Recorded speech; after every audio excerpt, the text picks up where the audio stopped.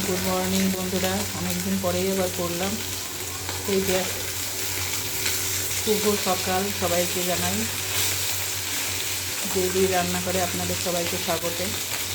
অনেকদিন পরেই ভিডিও করছি। সবাই কেমন আছো?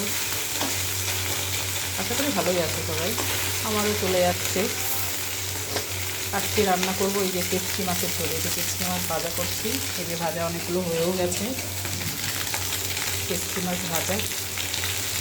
আর আমার ছেলে মেয়ে কেচকি মাছ খাবে না, তার জন্য এই যে পুঁটি মাছ, ওদের জন্য পুঁটি মাছ ভাজা। ঠিক আছে, চলো মাছগুলো ভাজা করে নিই। এই যে সব মাছ ভাজা হয়ে গেছে। এবার আর একটু তেল দিয়ে নেব কড়াইয়ে। এই তেলের মধ্যেই মাছের ঝোলটা করব। এই যে তেল দিয়ে নিলাম। আজকে আলু দিয়ে, এই কেচকি মাছ বেগুন দিয়েও করা যায়। আমি করব এই যে আদা রসুন পেঁয়াজ টিয়াজ বাটা দিয়ে বেশ মাখা মাখা করব। এই যে দুইজন দেখো বোয়াল মাছের মতো হা করেছেন। নাম কি তোমাদের বলো তো? তোমার নাম কি? হ্যাঁ,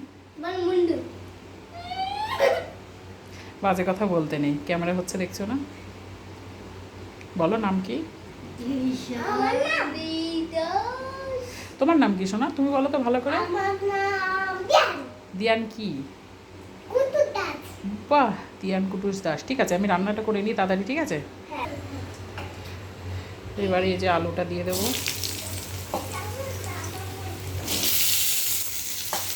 অনেকদিন ভিডিও করি না, মনে হলো একটু করি যাচ্ছে, অনেক দিনে করা হয় না। আলুটাকে এরকম ছোটো ছোটো করে কেটে নিয়েছি, একদম সরু করে। অল্প একটু লবণ দিয়ে দেবো। আলুটা তাড়াতাড়ি ভাজা হওয়ার জন্য। ঠিক আছে, চলো আলুটা ভাজা হতে থাকুক। এই যে আলুটা ভাজা হয়ে গেছে, সামান্য একটু গোটা জিরে দিয়ে দেবো। এই যে একদমই সামান্য 2-4টে গোটা জিরে দিয়ে দিলাম।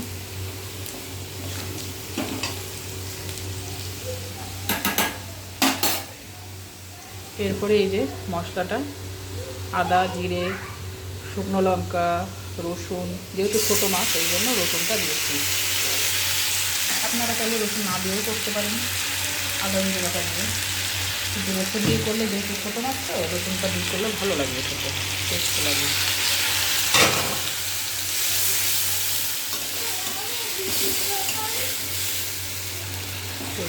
ভালো করে কষিয়ে দিতে হবে। এবার এক এক করে সব মশলা দিয়ে দেবো। পরিমাণ মতো হলুদ, পরিমাণ মতো লবণ দেবো। লবণ যেহেতু ঝোলটা বেশি করবো না, এই জন্য লবণটা স্বাদ মতো দেবো।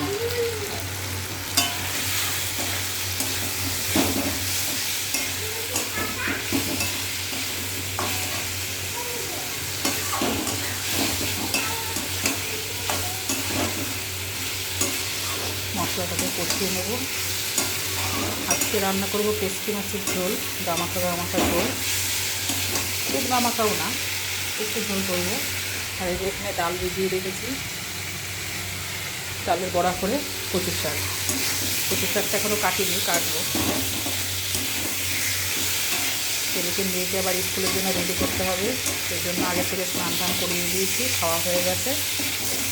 আমি এর সাথে রান্নাটা করছি, মাছের ঝোলটা বসিয়ে তারপরে কচুর শাকটা কাটবো।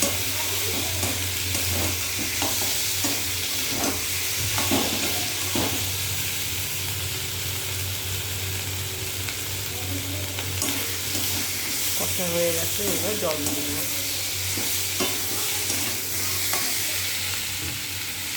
এবার জল দিয়ে দেবো।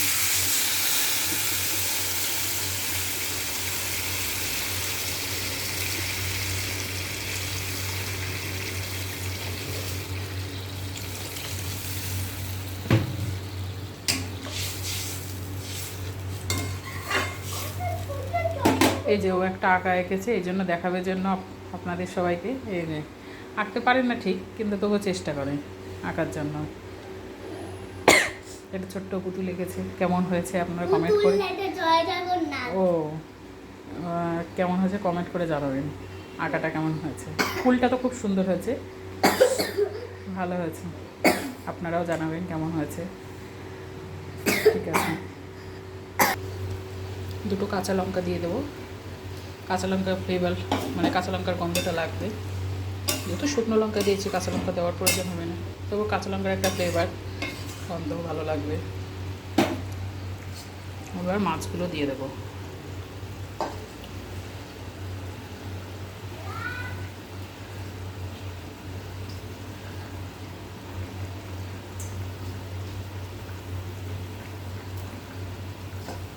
মাছগুলো দিয়ে দেবো, এটা বাবার জন্য ভাজা। বাবা উঠেছে,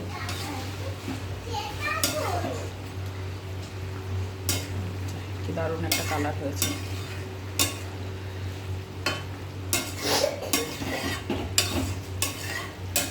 আপনারা কেউ উৎসাহ দেন না, এই জন্য করতে ভালোও লাগে না। ঠিক উৎসাহ দিলে কাজের আগ্রহ বাড়ে।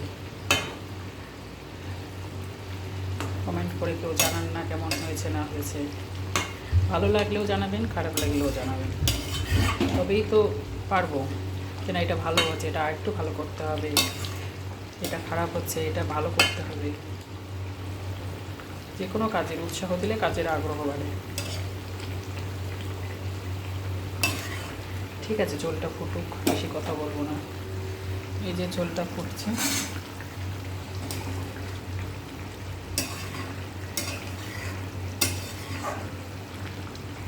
আলুটা দেখবো সিদ্ধ হয়ে গেছে।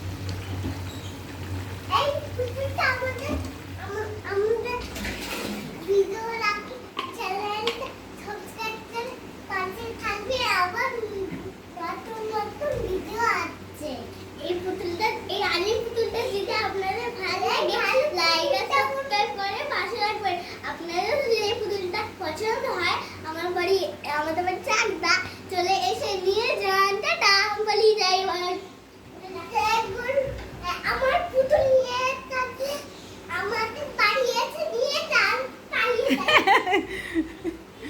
ওদেরও ইচ্ছা করে এগুলো করতে, বাচ্চা মানুষ তো, এই জন্য আর কি দেখে ফোনে সবাইকে করতে, এই জন্য।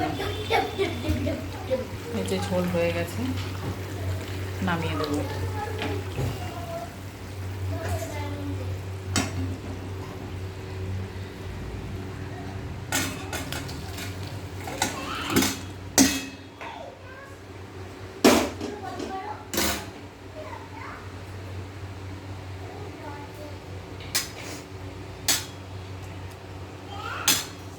খুব সুন্দর একটা কালার এসছে।